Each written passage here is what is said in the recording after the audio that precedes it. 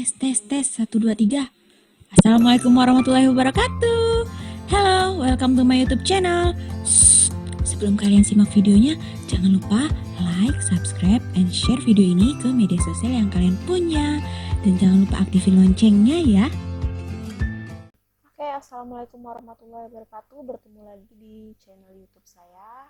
Hari ini kita akan membahas tentang materi laju reaksi. Nah, apa itu laju reaksi? Sebenarnya laju reaksi itu sangat berkaitan sekali ya dengan kehidupan kita sehari-hari. Jadi banyak sekali. Contohnya saja yang paling gampang saya sebutkan yaitu contohnya pada saat kalian bermain kembang api atau petasan. Nah, itu adalah contoh dari laju reaksi atau jalannya reaksi yang berlangsung cepat. Sedangkan jalannya reaksi yang berlangsung lambat bisa jadi contohnya itu korosi atau perkaratan besi atau pembusukan buah. Nah, jadi sebenarnya ada banyak sekali di dalam kehidupan kita ini yang berkaitan dengan laju reaksi. Nah, bagaimana tentang kelanjutannya dan lebih pahamnya lagi, kita akan bahas pada materi kali ini. Oke, simak terus ya. Laju reaksi. Nah, laju reaksi diartikan sebagai laju berkurangnya konsentrasi reaktan per satuan waktu atau laju bertambahnya konsentrasi produk per satuan waktu. Jadi, karena dia berdasarkan konsentrasi dan waktu, maka satuan laju reaksi yaitu molaritas per sekon, di mana satuan konsentrasi itu kan molar, sedang satuan waktunya sekon. Jadi satuan laju reaksi molaritas per sekon. Nah, jika ada suatu reaksi di mana ini ada reaksi A ditambah B menjadi C dan D, di sini ini ada PQRS yang berwarna hijau ini merupakan koefisien dari reaksi. Nah, A dan B di sini berlaku sebagai reaktan atau pereaksi karena dia berada di sebelah kiri tanda panah reaksi. Sedangkan yang ada di sebelah kanan, C dan D itu merupakan produk atau hasil reaksi. Maka ketika kita gambarkan grafik yang terjadi ketika A dan B ini bereaksi menjadi C dan D, yaitu grafiknya seperti ini. Nah, ini garis yang merah itu adalah reaktan, sedangkan garis yang biru itu menunjukkan produk. Nah, pada keadaan awal sebelum bereaksi, reaktan ini memiliki konsentrasi mula-mula yang besar. Konsentrasinya masih besar nih, dilihat dari sini bahwa konsentrasinya tinggi, masih di dalam keadaan mula-mula sebelum bereaksi. Sedangkan pada saat sebelum bereaksi, produk konsentrasinya masih 0. Masih di bawah. Karena apa? Karena tadi reaktannya belum bereaksi dan belum menghasilkan produk.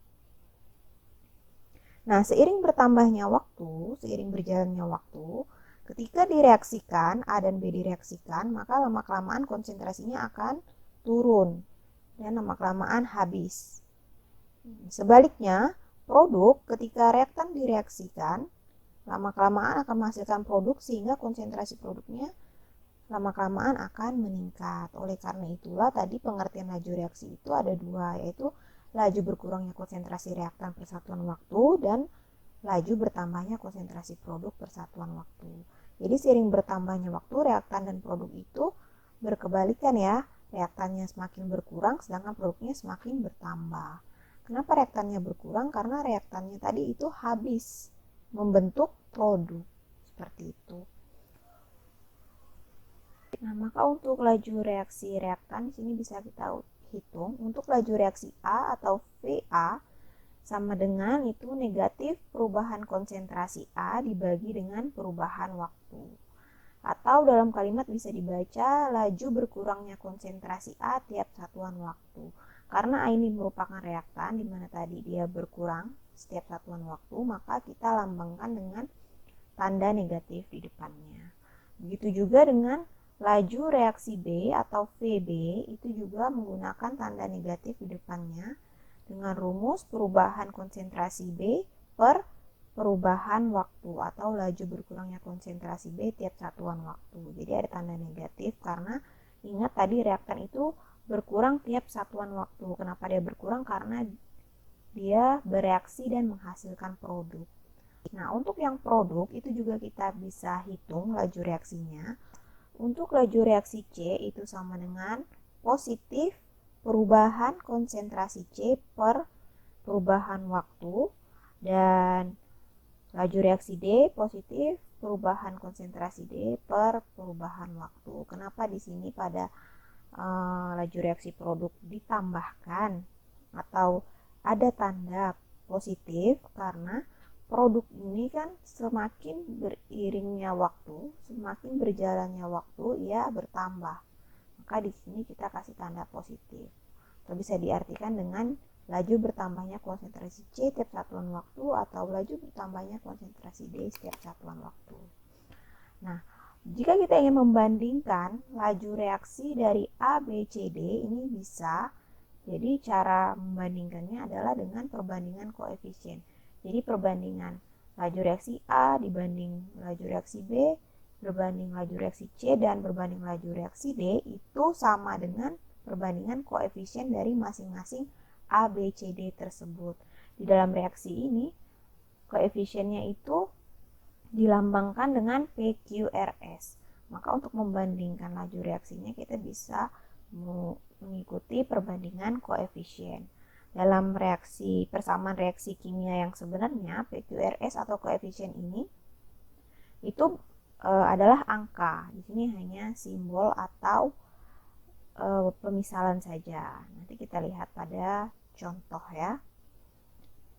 Selanjutnya kita membahas molaritas. Molaritas itu merupakan salah satu satuan dari konsentrasi, di mana molaritas suatu larutan menyatakan jumlah mol suatu zat terlarut dalam 1 liter larutan. Itu yang dimaksud dengan molaritas. Nah, rumus molaritas di sini ada 3. Ada molaritas atau M sama dengan N dibagi V, atau M sama dengan gram per mR dikali 1000 per V, atau M sama dengan 10 dikali persen dikali rho per mR. Nah, keterangannya, nah M itu adalah molaritas, lambang dari molaritas di mana satuannya molar per sekon, sedangkan N sama dengan mol, itu menyatakan jumlah mol. V itu adalah volume larutan dengan satuan liter.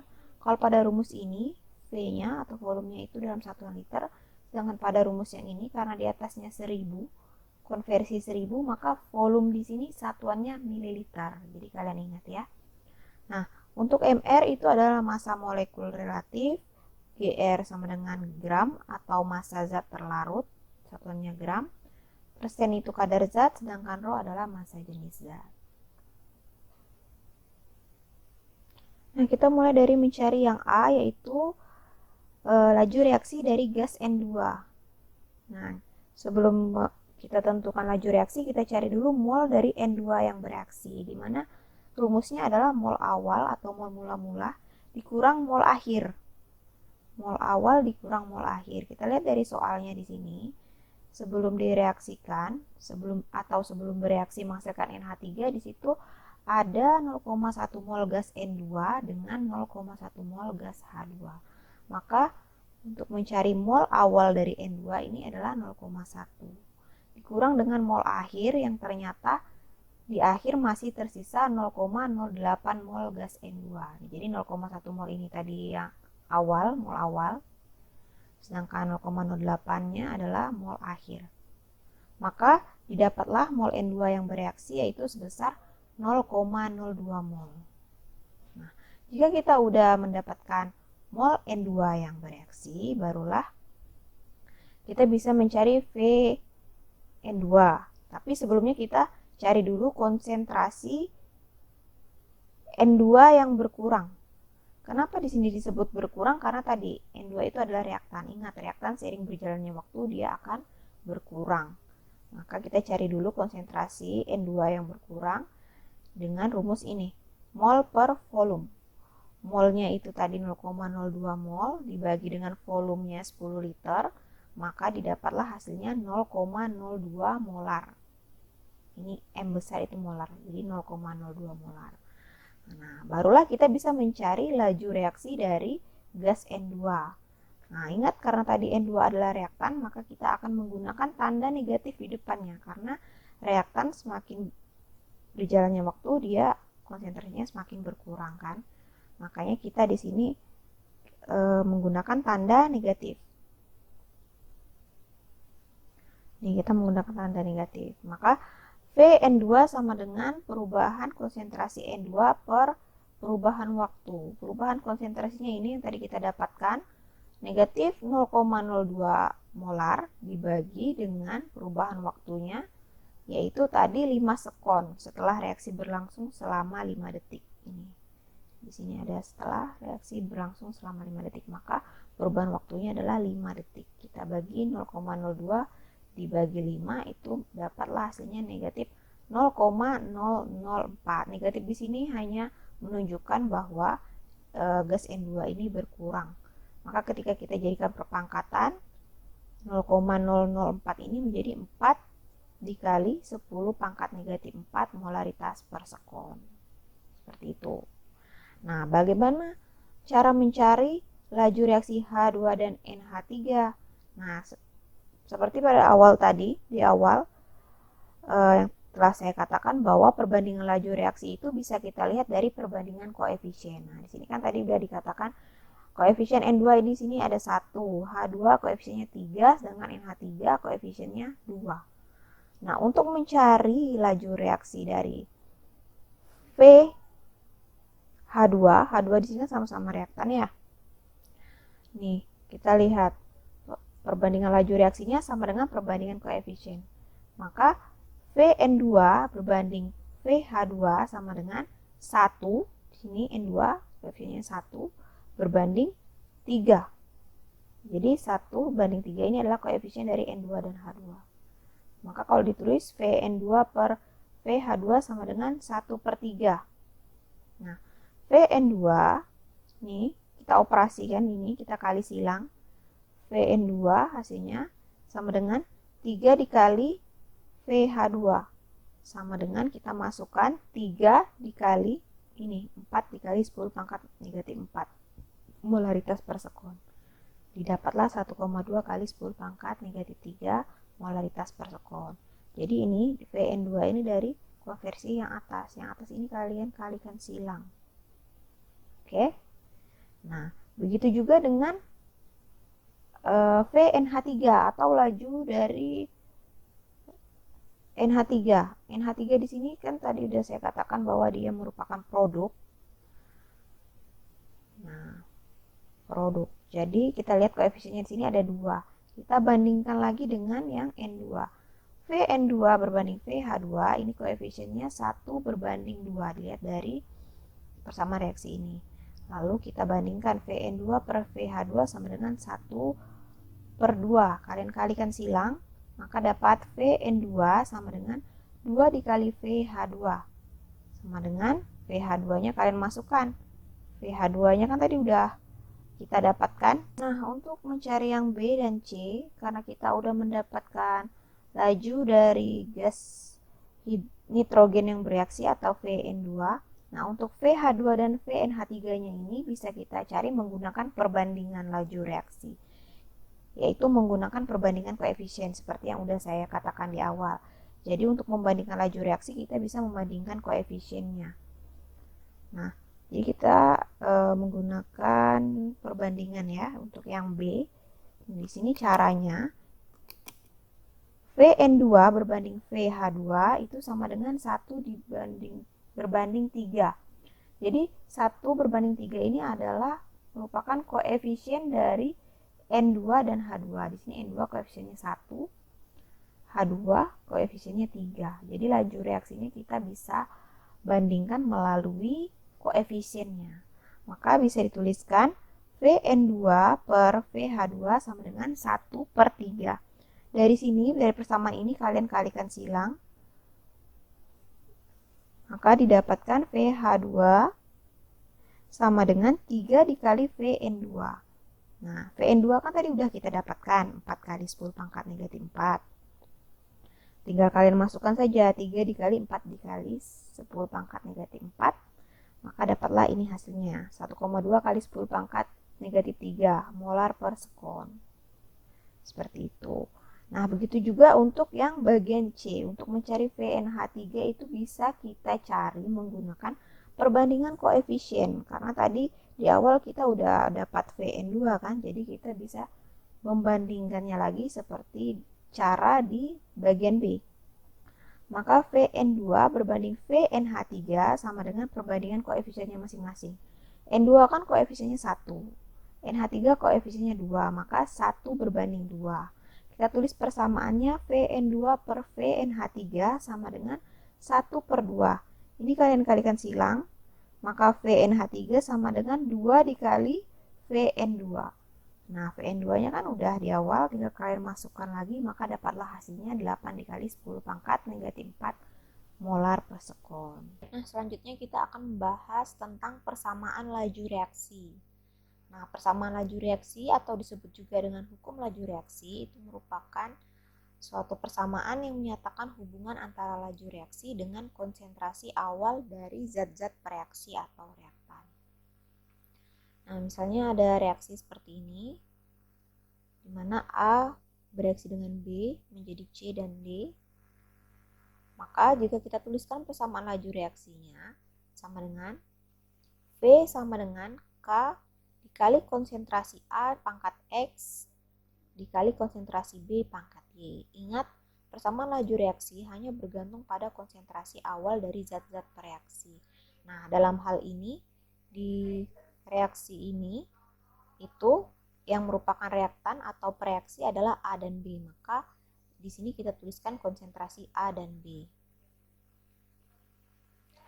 Nah, keterangannya sendiri, V itu adalah laju reaksi dengan satuan molaritas per sekon. Sedangkan K yaitu tetapan laju reaksi. Yang ini konsentrasi A. Kurung siku itu disebut dengan konsentrasi A pangkat X. X itu merupakan orde reaksi terhadap A. Sedangkan Y merupakan orde reaksi terhadap B. Nah, jika X dan Y kita jumlahkan, maka itu merupakan orde reaksi total. Nah, perlu kalian ketahui bahwa persamaan laju reaksi atau untuk mendapatkan persamaan laju reaksi ini kita bisa bergantung pada data eksperimen. Jadi persamaan laju reaksi itu diperoleh berdasarkan data eksperimen. Oke, kita lihat contoh soal yang pertama. Jadi di sini dari reaksi N2 ditambah 3H2 menjadi 2NH3 diperoleh data eksperimen seperti tabel di samping. Nah, di sini ada konsentrasi N2 dan H2 sebagai reaktan sesuai dari reaksi ini. Nih, dalam percobaan dia itu konsentrasinya dibuat berbeda. Ada 3 kali percobaan, masing-masing konsentrasinya dibuat berbeda sehingga menghasilkan laju reaksi yang berbeda pula. Nah, dari data eksperimen ini kita diminta untuk menentukan yang A persamaan laju reaksi, yang B orde total, dan yang C tetapan laju reaksi. Nah, kita lihat penyelesaiannya. Jadi yang pertama, kita tentukan dulu persamaan laju reaksinya. Nah, persamaan laju reaksi dari data eksperimen tersebut yaitu V sama dengan K dikali konsentrasi N2 pangkat X dikali konsentrasi H2 pangkat Y. Jadi, kenapa N2 dan H2? Karena tadi berdasarkan reaksi ini, N2 dan H2 adalah reaktan atau zat-zat pereaksinya. Ingat, dalam persamaan laju reaksi itu bergantung pada konsentrasi reaktan. Jadi kita tulis N2 dan H2-nya saja. Nah, oke. Setelah itu kita cari yang udah terjawab persamaan laju reaksi. Ini nanti kita akan cari orde dari N2 yaitu X dan H2 yaitu Y. Jadi kita harus mencari X dan Y-nya dulu, baru kita tahu persamaan laju reaksi lengkapnya ya. Nah, untuk mencari X ini adalah orde dari N2 dan Y ini adalah orde dari H2. Untuk mencari orde dari N2 atau X, kita cari konsentrasi H2 yang sama. Nah, jadi pelan-pelan saya ulangi. Untuk mencari orde reaksi N2 atau dalam hal ini adalah X untuk mencari X, kita cari konsentrasi H2 yang sama. Nah, jadi kalau kita mencari order N2, maka kita cari order H2 yang sama. Kalau kita cari order H2, kita cari order N2 yang sama. Jadi kebalikannya ya.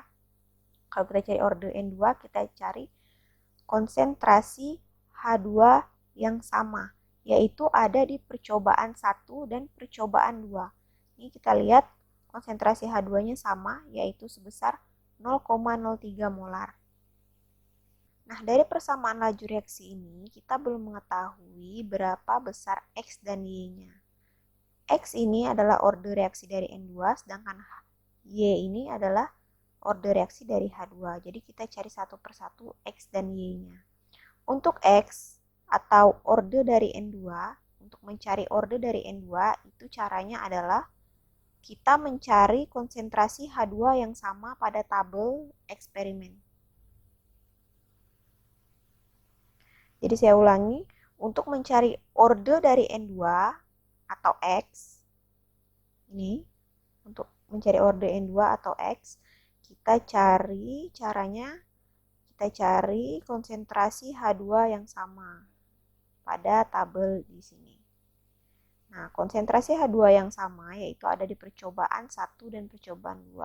Sama-sama 0,03 molar.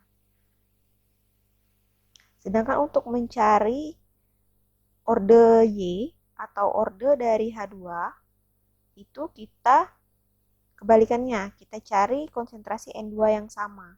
Konsentrasi N2 yang sama itu ada di percobaan 2 dan 3, sama-sama 0,02 molar. Sehingga nanti caranya akan menjadi seperti ini. Nah, kita bandingkan datanya. Tadi kita pakai percobaan 1 dan 2 karena ini konsentrasi H2 yang sama ada di percobaan 1 dan 2.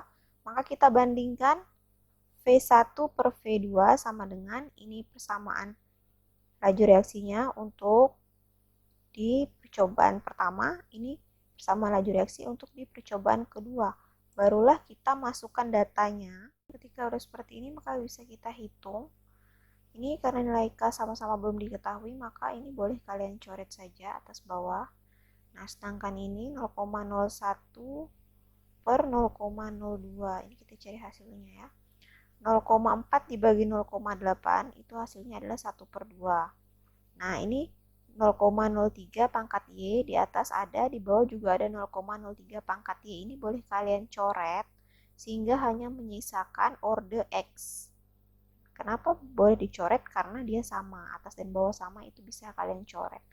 Nah, tinggal kalian hitung 0,01 dibagi 0,02, itu kalian bisa coret 2 angka 0 di depannya, sehingga hasilnya adalah 1 per 2, dan menyisakan pangkat X. Jadi X-nya ini berapa? Kita cari X-nya ini berapa ya. Ingat, X ini bukan variabel, tapi X ini adalah perpangkatan, pangkatnya. Setengah pangkat berapa? Ini. Artinya begini, setengah pangkat berapa yang hasilnya setengah? Setengah pangkat berapa yang hasilnya setengah? Setengah pangkat 1. Setengah pangkat 1 kan hasilnya setengah. Maka X sama dengan 1. Pangkatnya adalah 1. Seperti itu. Nah, untuk yang di sebelahnya, ini untuk mencari order H2.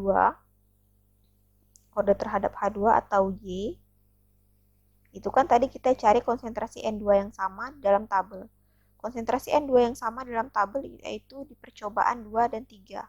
Maka kalian sama caranya seperti tadi, kalian bandingkan percobaan 2 dan percobaan 3.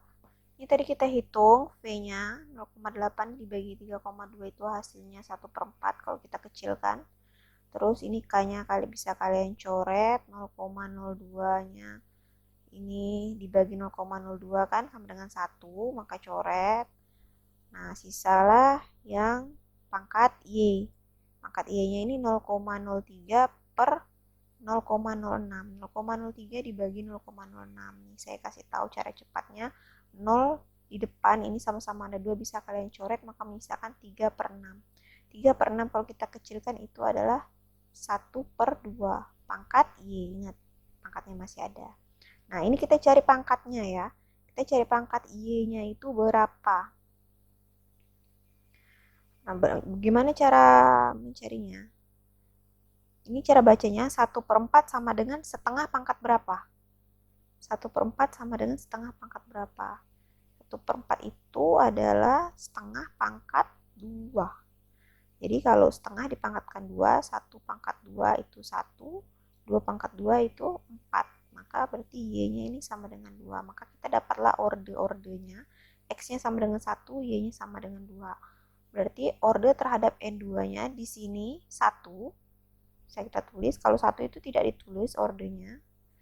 Dan di sini H2 ordenya sama dengan 2. Maka kita tulis pangkat 2. Maka didapatlah untuk soal yang A, persamaan laju reaksinya seperti ini. P sama dengan K dikali konsentrasi N2 dikali konsentrasi H2 pangkat 2. Selesailah soal yang A. Nah, lanjut bagaimana untuk mencari orde total. Orde total itu tinggal ordenya kita tambahkan. Di sini kan ordenya X ditambah Y. X-nya 1, Y-nya 2. Maka 1 ditambah 2 sama dengan 3. Maka orde total dari data tersebut sama dengan 3. Kalian tinggal tambahkan saja X dan Y-nya. Lalu untuk menentukan yang C, tetapan laju reaksi atau dalam hal ini simbolnya adalah nilai K. Nih, kalian bisa gunakan salah satu percobaan, misalnya di percobaan 1. Kalian bisa gunakan data di percobaan 1. Nih, kalian ambil persamaan laju reaksinya yang tadi udah kita ketemu. Terus kalian masukkan data pada percobaan 1. Ini kan kalian gunakan salah satu percobaan. Di sini misalnya percobaan 1, maka kalian ambil salah satu data. Maksud saya kalian ambil data-data yang ada di percobaan 1. Contohnya seperti ini. Ini V. V pada percobaan 1 itu kan sebesar 0,4. Maka kalian tulis 0,4. Sama dengan K. K-nya kan ini belum ketemu, mau kita cari. Lalu konsentrasi N2 pada percobaan 1 yaitu sebesar 0,01 molar. Kalian tulis di sini 0,01 dikali dengan konsentrasi H2-nya itu 0,03 molar. Berarti H2-nya kalian ganti 0,03 pangkat 2. Pangkat 2-nya tetap ditulis karena ini berdasarkan persamaan laju reaksi yang udah tadi kita dapatkan. Barulah ini bisa kalian operasikan. 0,4 sama dengan K dikali 0,01 dikali ini 0,03 dipangkatkan 2. 0,03 kalau kita pangkatkan 2 itu menjadi 0,0009. Nah, ini kan dua angka di belakang koma. Kalau kalian pangkatkan berarti angka di belakang komanya menjadi ada 4. Dan 3 dipangkat 2 itu hasilnya 9. 9-nya di ujung. Seperti itu. Lalu, selanjutnya kalian jadikan notasi perpangkatan. 0,4 kalau kita jadikan notasi perpangkatan itu sama dengan 4 dikali 10 pangkat negatif 1. Kenapa negatif 1? Karena dia ada satu angka di belakang koma. Dan dia desimal, maka pangkatnya negatif. Sama dengan K-nya tetap, lalu ini kalian kalikan. Maka dapatlah 9 dikali 10 pangkat negatif 6. Nah, barulah kalian cari nilai K. Di sini berarti kalian bagi 4 kali 10 pangkat negatif 1 per 9 kali 10 pangkat negatif 6. Nah, kalian ingat nih 4 dibagi 9 itu hasilnya 4,44 dikali pangkatnya ini kan dibagi. Per itu kan dibagi. Berarti kalau pangkatnya dibagi ini kita operasikan perpangkatannya dikurang. Tadi kan kalau dikali pangkatnya ditambah. Nah, kalau dibagi pangkatnya dikurang. Berarti 10 pangkat negatif 1 dikurang negatif 6. Ini kan nih tanda kurang ketemu tanda negatif berarti menjadi tambah. Berarti negatif 1 tambah 6 itu hasilnya adalah pangkat 5.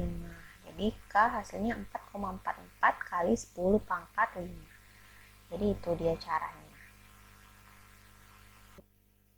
Nah, yang selanjutnya kita akan membahas tentang faktor-faktor yang mempengaruhi laju reaksi. Jadi, laju atau lambat, cepat atau lambatnya satu reaksi itu dipengaruhi oleh beberapa faktor. Sebelumnya saya ingin bertanya dulu, pernah nggak kalian berpikir, kenapa sih gula itu lebih mudah larut dalam air panas dibandingkan air dingin? Lalu pernah nggak kalian melihat ibu kalian saat memasak sayur? Kenapa sayur-sayur tersebut, contohnya wortel itu yang dipotong kecil lebih cepat matang dibandingkan kalau kita masak wortel dalam keadaan utuh? Nah, itu semua ada kaitannya dengan faktor-faktor yang mempengaruhi laju reaksi atau cepat lambatnya dari reaksi. Nah, diantaranya yaitu yang mempengaruhi laju reaksi yaitu ada konsentrasi, luas permukaan bidang sentuh, suhu, dan katalis. Keempat faktor ini itu sangat berkaitan dengan yang namanya teori tumbukan. Nah, bagaimana lebih lanjutnya? Untuk lebih jelasnya nanti kalian lakukan dulu percobaan sederhana dalam kehidupan sehari-hari untuk mengetahui faktor-faktor yang mempengaruhi laju reaksi. Untuk instruksinya nanti akan saya kirimkan ke kelas. Oke, sekian materi dari saya. Semoga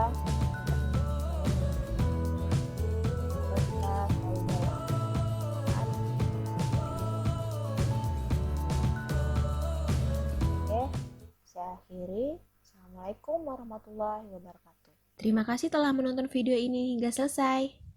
Dukung terus channel ini ya dengan cara like, comment, and subscribe. Dan jangan lupa aktifin loncengnya. See you on the next video.